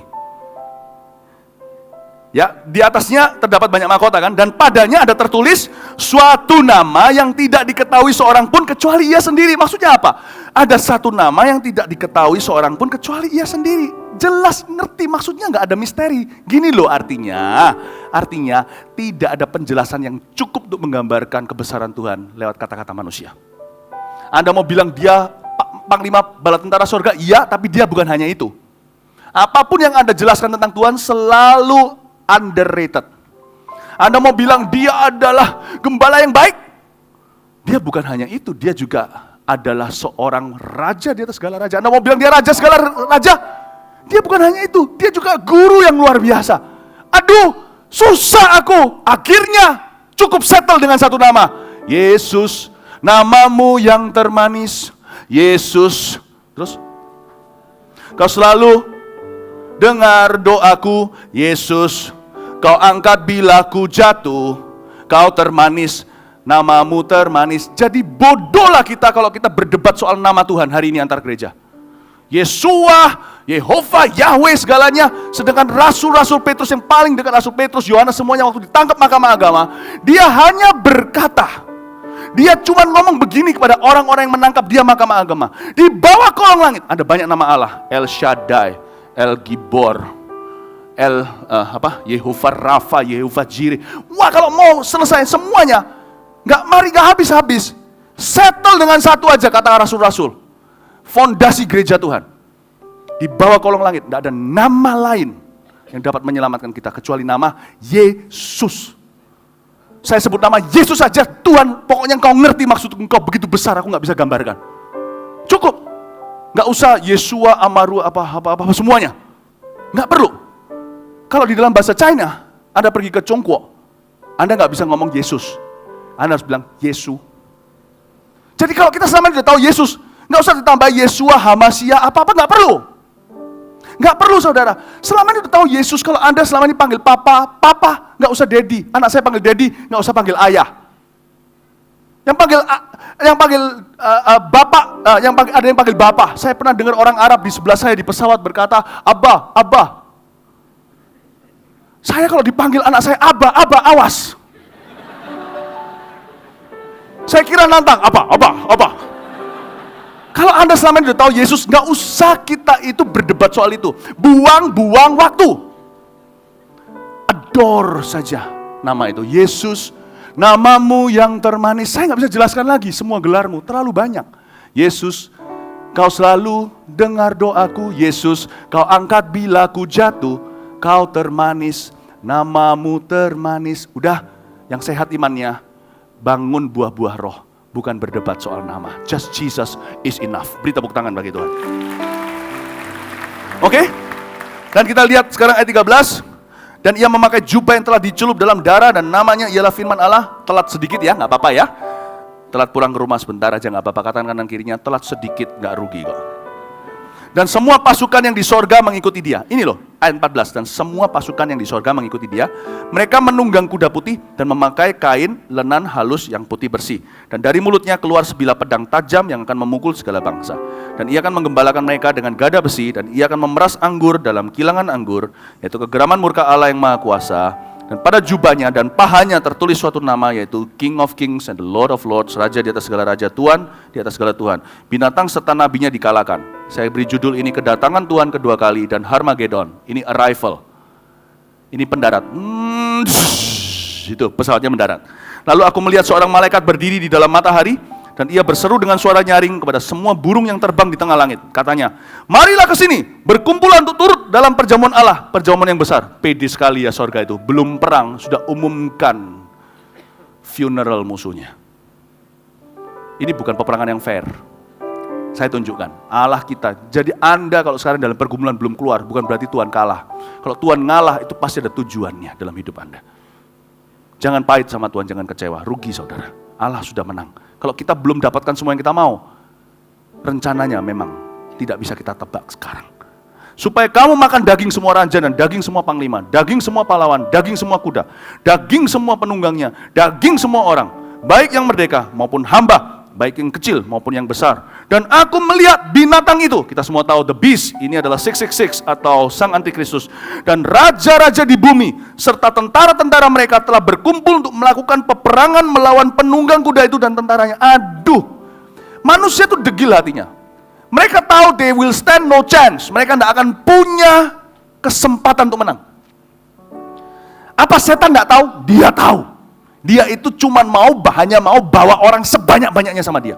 Ketika orang itu di Amerika tembak orang-orang yang lagi nonton Batman, apa dia nggak tahu? Dia sebentar lagi dikepung polisi, FBI. Apa dia nggak tahu bahkan kalau di sana bahwa dia pasti akan mati? Dia tahu, tapi dia tembak sebanyak mungkin, lalu bunuh diri. Itu sifat setan bukan? Kalau Anda lihat news, Anda bisa tahu setan itu ada di mana-mana. Makanya itu kalau kita sebelum lepaskan anak kita di masyarakat, kita doakan dalam kehidupan sehari-hari, jauhkan dari pencobaan, jangan tuntun dalam pencobaan, bebaskan dari yang jahat. Supaya jangan kita berada di tempat yang salah, ketemu orang yang salah, pada waktu yang salah. Bapak Ibu Saudara, setan itu apa nggak ngerti? Antikristus itu apa nggak tahu? Antikristus ini bukan orang yang tertipu, dia menyerahkan jiwanya sama setan. Dia menyerahkan segalanya jadi anteknya, jadi mesiasnya. Dia tahu dia nggak akan menang. Tapi antikristus tetap mau perangi Tuhan. Sebenarnya siapa yang antikristus diperangi? Perhatikan dengan cepat, saya kasih rangkumannya. Antikristus itu 3,5 tahun pertama dia naik. Dia punya modal kuasa, seorang politikus. Saya curiga dia keturunan Yahudi, sangat yakin saya dia keturunan itu. Tapi dia dari salah satu major religion hari ini. Salah satu daripada agama utama hari ini. Entah yang mana, gak usah mereka-reka, kita toh gak akan tahu. Oke? Lalu setelah dia, dan yang dia lakukan, dan ketika dia bangkit, gereja udah gak ada di sini. Jadi dia penasaran, siapa yang dia aniaya berikutnya? Tahukah Anda? Orang dunia. Dan orang dunia nanti akan ada orang-orang yang masih ada pertobatan susulan, sekalipun registrasi sudah tutup, namanya 144.000 orang Yahudi. 144.000 Yahudi itu adalah Yahudi Mesianik, yang nanti akan bertobat terima Tuhan. Mereka disimpan sama Tuhan, dijauhkan daripada antikristus ini. Mereka tidak dapat tandanya, karena orang yang sudah dapat tandanya nggak bisa bertobat. Mereka luput, mereka disimpan, ya. Setelah mereka disimpan, ada satu pasal setelah itu, tiba-tiba mereka sudah ditemukan nyanyi Hosana di sorga. Saya nggak tahu, saya nggak mau spekulasi. Bisa jadi mereka mati martir, bisa jadi terjadi pengangkatan kedua. Tapi itu semua interpretasi, nggak usah ke sana deh. Ya, tapi intinya, dia jadi marah. Karena antikristus punya misi dari setan langsung, dari naga, yang bertindak seperti Allah Bapa, antikristus seperti Allah Putra, nabi palsu seperti Allah Roh Kudus dengan tanda-tanda herannya. Dia mau cari 144.000 itu nggak ada, jadi kemarahannya dia limpahkan kepada negara Israel, the state of Israel. Itulah sebabnya ketika seorang perempuan dilindungi bulan, ketika dia anaknya melahirkan anak, lalu dikejar sama setan, sama naga merah, lalu dia diluputkan, marah, maka dikatakan naga itu berdiri di seberang sana akan mendeklarasikan perang kepada semua keturunannya. Nah, yang terakhir yang mau dihancurkan pada waktu Harmagedon, sebenarnya ini kejadiannya Tuhan, bukan mereka mau nantang Tuhan. Mereka mau hancurkan the state of Israel. Kemungkinan besar, bahkan Hitler pun ada argumentasi bahwa dia itu keturunan Yahudi pula. Jadi nanti dia itu melampiaskan marahnya, orang Kristen tidak dapat. Yahudi Kristen 144.000 bukan angka sesungguh, tetapi itu berarti banyak yang akan berbalik pada Tuhan. Sekarang waktunya kita, bangsa-bangsa lain yang mengalami kebangunan rohani. Nanti waktu mereka. Dia juga nggak dapat, dia marah. Gimana ya caranya ngancurin Tuhan? Gampang. Menghancurkan negara Israel. Kalau dia bisa menghancurkan negara Israel, semua perjanjian Tuhan batal. Kalau Tuhan nggak bisa setia dengan keturunan Abraham, Tuhan nggak bisa tanggung dan garansi keselamatan kita. Bagaimana dia yang gagal di perjanjian lama bisa tanggung kita di perjanjian baru. Ketika dia mau hancurkan di Harmagedon, sungai Efrat itu kering, itu yang menuju ke daerah Pakistan terus sampai China. Itu kalau kering tidak perlu lagi naik pesawat, tidak perlu naik kapal atau apa, jalan kaki masuk ke Israel, habislah mereka. Maka antikristus akan membuka pintu, mari kita hancurkan Israel. Sebagai puncak pemberontakan kita, penasaran kita, Kristen gak dapat, Yahudi Mesianik gak dapat, kita bunuh Israel, permalukan Tuhan. Karena Tuhan, dia tahu Alkitab. Antikristus tahu firman. Karena Tuhan berkata, dia akan setia kepada keturunan Abraham. Kita coel dia di sini gak bisa, coel sana gagal. Kita hancurkan yang masih sisa di sini. Kita bunuh mereka. Tuhan turun menyelamatkan keturunan Abraham dan Daud.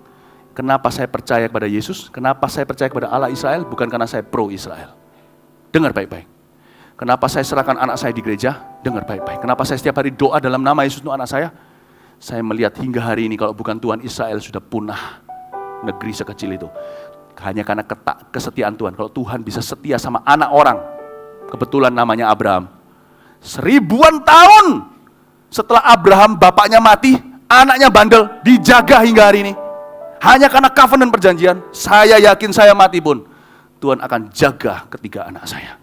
Kenapa saya serahkan keluarga saya pada Tuhan? Hanya dia yang bisa dipercaya. Kalau sampai antikristus bisa punahkan Israel, Holocaust yang terakhir, berarti Tuhan kita betul-betul tidak bisa menggenapi janjinya. Dan Tuhan turun. Dan lihat ayat ke-19, dan aku melihat binatang itu, ayat 20, maka tertangkaplah binatang itu, dan bersama-sama dengan dia nabi palsu yang telah mengadakan tanda-tanda di depan matanya, dan dengan demikian ia menyesatkan mereka yang telah menerima tanda dari binatang itu, yang telah menyembah patungnya. Keduanya dilemparkan hidup-hidup ke dalam lautan api, yang menyala-nyala oleh belerang, dan semua orang lain dibunuh dengan pedang yang keluar dari mulut penunggang kuda itu, dan semua burung kenyang oleh daging mereka. Terakhir ayat 20 tadi berkata, tertangkaplah binatang itu dan bersama-sama dengan dia dan nabi palsu. Tidak ada pertempuran sama sekali. Martir-martir orang kudus yang turun itu tidak ikut bertempur. Baru turun langsung tertangkap. Itu baru bel berbunyi ting langsung KO. Our enemy no match for our God. Musuh kita bukan tandingan Allah kita. Langsung ketangkap. Tahu nggak sejahat itu? Saya mau berikan satu kuis sebelum saya berakhir. Siapa yang masuk ke api neraka dulu? Lautan api itu bukan transitional hell atau neraka transisi. Bukan transit doang. Lautan api kalau sudah disebut di Wahyu itu berarti the final hell atau neraka terakhir. Coba saya tanya, siapa yang masuk dulu? Bukan. Yang pertama masuk di lautan api, sampai hari ini belum ada satupun. Karena ini belum genapi. Si antikristus dan nabi palsu itu ditangkap hidup-hidup loh, dilempar ke sana. Ini ayatnya. Setan akan join nanti 1000 tahun kemudian. Dia akan dipenjara di mana hanya Tuhan yang tahu. 1000 tahun kemudian dilempar masuk ke sana ketika pemberontakan terakhir dari yang terakhir. Tuhan itu indah ya. Kalau dia bilang mau hukum kita terakhir loh ya. Papa hitung sampai 3 loh ya. 1, 2, 3 udah 3. Terakhir loh ya. Papa hitung 2,5. Tuhan kalau hukum itu lamban sekali. Tapi kalau dia mencium, mengasihi, menggendong kita, memberkati. Papa hitung sampai 3, Papa curahkan berkat lo ya. 1, langsung berkat terkucur.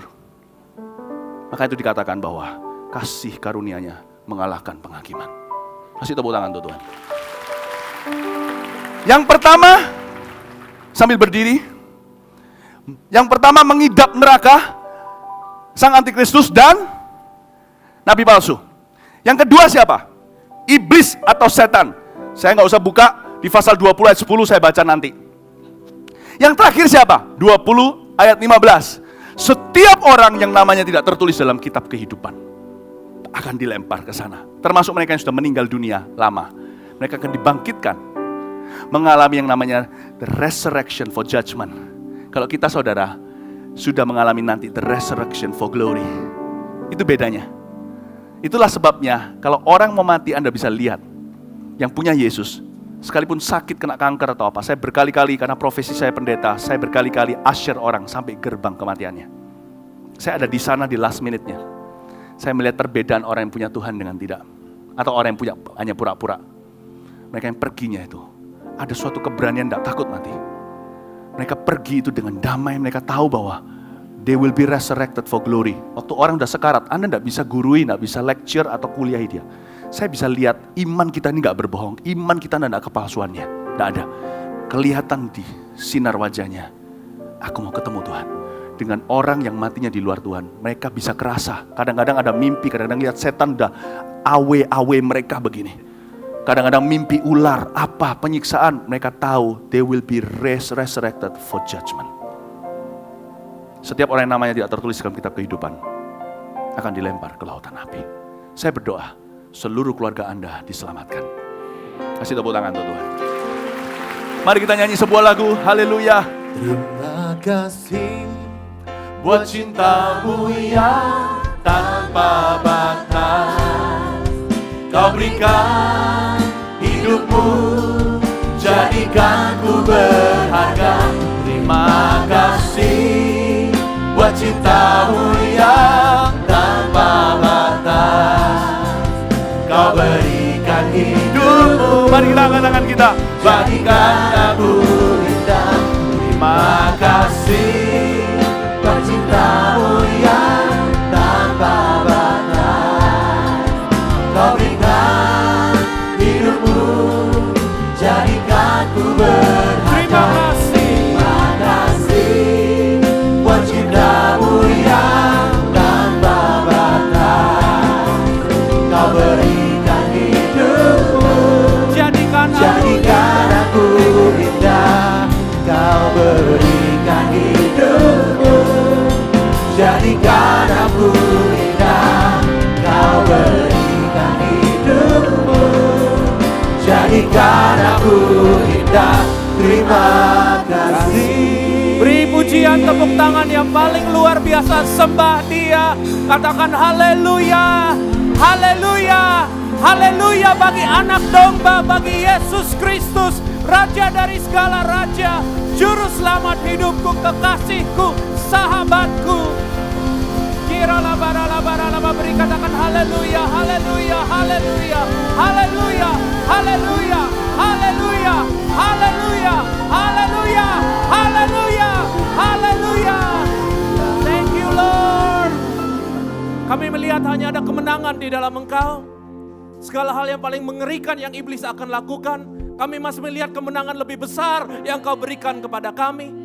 Oleh karena itu kami anak Tuhan di zaman akhir ini, kami tidak hidup di dalam ketakutan, kami hidup di dalam kasih karunia-Mu, kami hidup di dalam kasih-Mu yang tidak habis-habisnya, dan kami hidup di dalam karunia-Mu yang tidak dapat dihitung dan dibendung oleh manusia. Oleh karena itu di dalam hidup kami punya roh yang luar biasa. Siapa yang Engkau, Roh Kudus di dalam kami, lebih besar daripada setiap roh yang ada di dunia. Oleh karena itu minggu-minggu ini kami masuk dengan meninggikan nama-Mu Tuhan. Izinkan kami mengutamakan Engkau di dalam segala hal yang kami lakukan. Di dalam pekerjaan kami, dalam bisnis kami, dalam keluarga kami, terutama dalam hubungan kami secara pribadi dengan Engkau. Biarlah nama-Mu adalah nama pertama yang kami ucapkan saat kami membuka mata kami, dan nama yang terakhir kami ucapkan sebelum kami jatuh tertidur. Biarlah Engkau yang memenuhi hidup kami. You are our portion. Engkau adalah bagian kami. Engkau adalah berkat kami. Engkau adalah sukacita kami. Engkau adalah kebanggaan kami. Dan in you we live, we move, and we have our beings. Angkatlah tanganmu umat Tuhan. Pulanglah dengan segenap penuh urapan Tuhan yang begitu penuh dalam hidupmu. Mengasihi Engkau dengan kesetiaan yang tidak habis-habisnya. Atas nama Allah Bapa dan juga dalam nama Yesus Kristus, Raja dari segala raja, yang menyelamatkan Engkau dari panah api iblis dan segala api yang iblis disediakan hanya buat Dia. Dan pulang dengan kuasa Roh Kudus yang membuat Engkau lebih daripada pemenang. Semua umat Tuhan mengatakan, God bless you.